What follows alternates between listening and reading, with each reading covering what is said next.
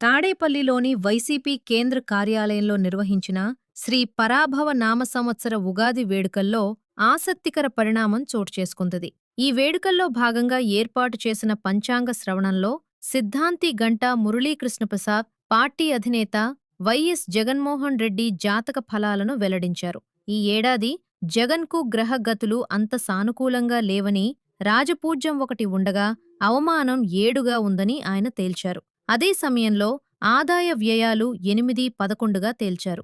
పండితుడి విశ్లేషణ ప్రకారం ఈ ఏడాది జగన్ వ్యక్తిగత, రాజకీయ జీవితంలో అనేక సవాళ్లు ఎదురుకానున్నాయి. గౌరవ మర్యాదలు తక్కువగా ఉండి, అవమానాలు అధికంగా ఉండే అవకాశం ఉందని పంచాంగం చెబుతోంది. రాజకీయగా ఒత్తిడి పెరగవచ్చని, ప్రతి అడుగులోనూ ఆచితూచి వ్యవహరించాలని సిద్ధాంతి సూచించారు. గ్రహ దోషాలు ఉన్నప్పటికీ పట్టుదల వదలొద్దని పండితులు హితవు పలికారు. పరిహార దోషాలు చేసుకోవాలన్నారు. సెప్టెంబర్ తరువాత పరిస్థితుల్లో కొంత మార్పు వచ్చే అవకాశం ఉందని, దైవబలం తోడైతే ప్రతికూలతలను అధిగమించవచ్చని పేర్కొన్నారు. ఈసారి పంచాంగ శ్రవణానికి వైఎస్ జగన్తో పాటు ఆయన సతీమణి భారతి కూడా హాజరయ్యారు.